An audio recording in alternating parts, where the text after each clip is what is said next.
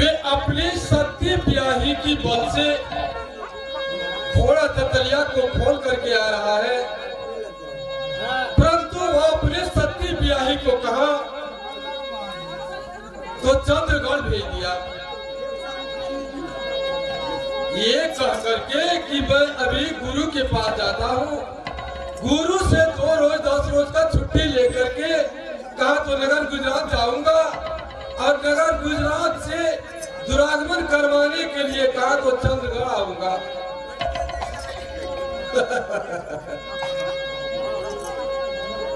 अच्छा ठीक है, छुट्टी तो मैं उसे ले दूंगा, लेकिन जब वे सती ब्याही चंद्रा को लेकर के नगर गुजरात आएगा तो कोवर होगा, कोवर होगा, उसका सतभगन होगा। ये सारा वंश का कहानी मेरा अमर में दिखाएगा, लेकिन मैं कोवर तो होने नहीं दूंगा, पहले गोपी चंद को तो आने दो।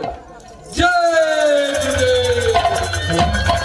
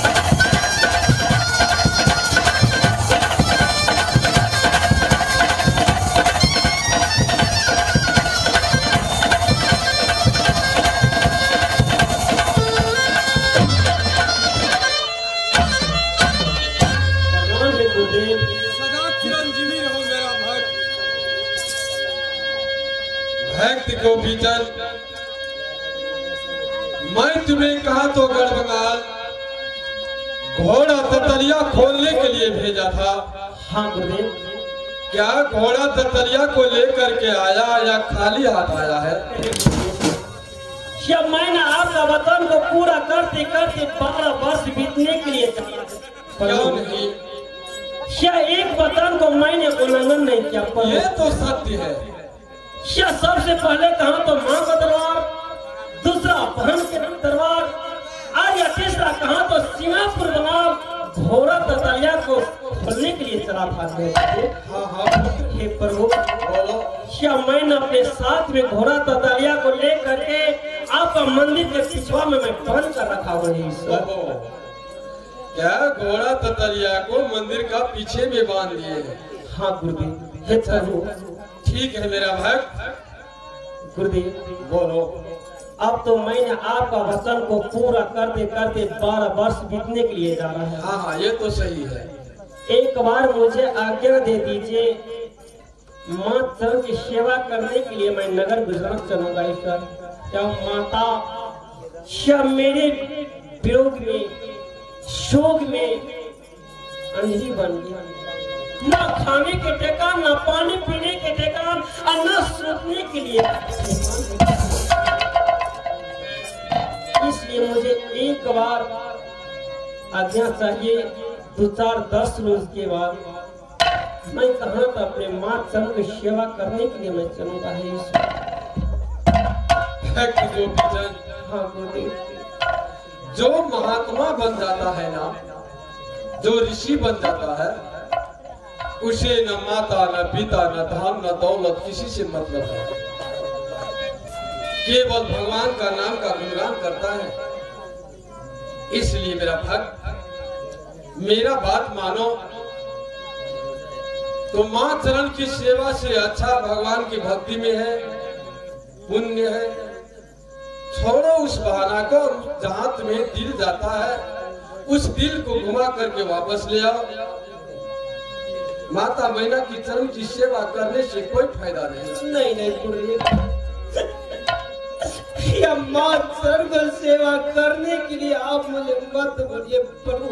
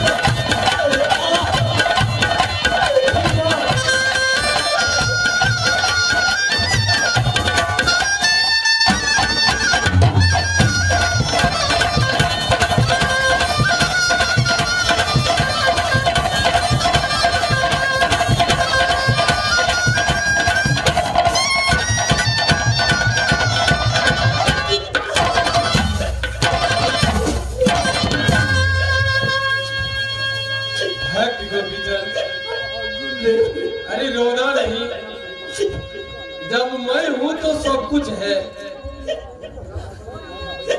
आज तुम्हें अपने माता मैना की चरण की सेवा करने के लिए तुम्हारा दिल दौड़ गया तो कोई बात नहीं, इसमें रोने की क्या बात है, क्यों रोने लगा। लेकिन अच्छा वही होगा, अच्छा वही होता जो माँ चरण की सेवा छोड़ करके भगवान का गुणगान करते। लेकिन फिर भी तुम्हें इच्छा है कि मैं माँ की दरबार एक बार फिर लौट करके जाऊं 2, 4, 10 रोज के लिए। हाँ गुरुदेव। तो कोई बात नहीं, इसमें रोने की क्या बात है। मैं अवश्य मौका दूंगा माता चरण की सेवा करने के लिए। मत रो, रोने की जरूरी नहीं, धैर्य धारण करो। ठीक है, तुम जा सकते हो माता चरण की सेवा करने के लिए, लेकिन ये 10 रोज का छुट्टी नहीं, तुम्हें सिर्फ 3 रोज का छुट्टी मिलेगा। हाँ 3 रोज। क्या 3 रोज माँ चरण की सेवा करने की? नहीं, 3 रोज माँ चरण की सेवा नहीं, 1 रोज तुम्हें लगेगा नगर गुजरात जाने में। हाँ। और 1 रोज लगेगा उधर से फिर इधर आने में। 2 रोज चला गया, शेष बचा 1 रोज।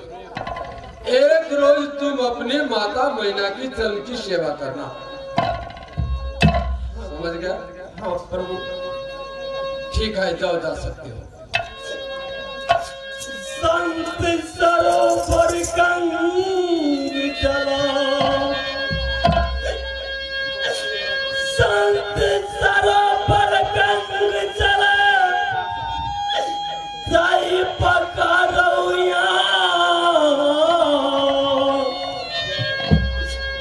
याद या नित निर्मल भय साधु से सत्संग। नहीं, अच्छा ठीक है, जाओ, नगर गुजरात जा सकते हो, लेकिन याद रहे मेरा भाग, तीसरा दिन फिर तू नगर गुजरात से घूर करके कहा तो यहाँ मेरे आश्रम में आ जाना, क्योंकि जिस रोज से घोड़ा ततलिया गढ़वाली इंद्रासन से खोल करके ले गया था, उस रोज से इंद्रासन सुना पड़ गया है। मैं वह घोड़ा ततलिया लेकर के कहा तो इंद्रासन जाऊंगा, इसलिए मेरा मन। जाओ, जा सकते हो। भगवान ऐसे में गुरु माँ चरण की सेवा करने के लिए भेजा। 1 रोज जाए में लगेगा और 1 रोज आवे में। लेकिन यह सती चंद्रा व सिंगापुर बंगाल में कलाकार से छोड़े लगे और सती के साथ में सब करना चाहिए। यही सती 1 रोज न 1 रोज जरूर आना कि हम गौना करा के नगर गुजरात जाओ। हर कोई बात ना, पहले माँ के पास जाते आबे नारायण जी हे गो भात ले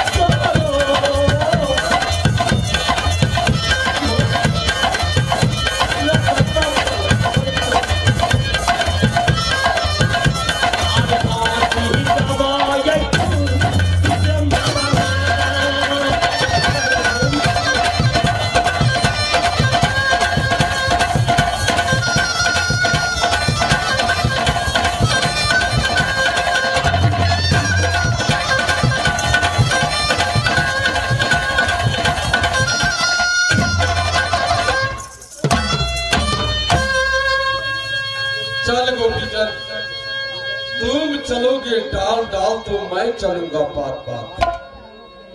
अब मेरा चाल देख, तुम माता मैना की चरण की सेवा के लिए जा रहे हो, मैं जानता हूँ।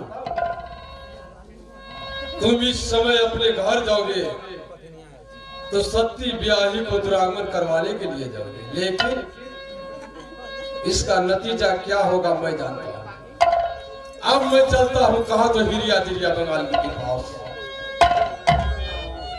हिरिया जिरिया बंगाली से सत्य करवाकर यह चंडाल अपने सती ब्याही को लेकर के नगर गुजरात जब लौटेगा तो रास्ता में बहुत भयंकर जंगल है।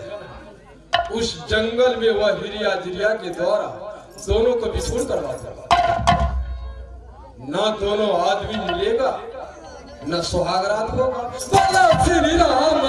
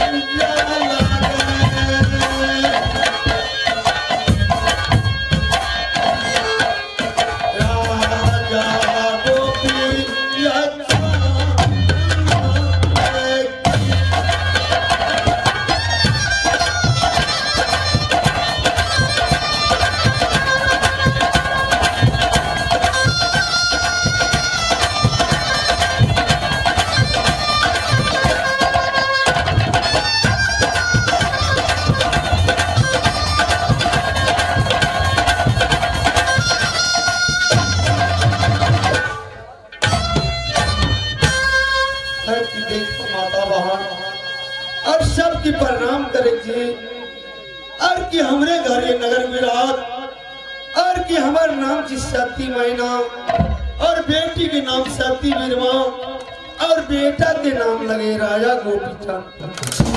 हे ईश्वर हे परमात्मा, लेकिन 12 वर्ष तक बीतल जालिए, लेकिन छोटे में बड़ा में बेटा घर से निकलिए, लेकिन अखन तक लौट के नगर गुजरात नहीं आली है। ईसा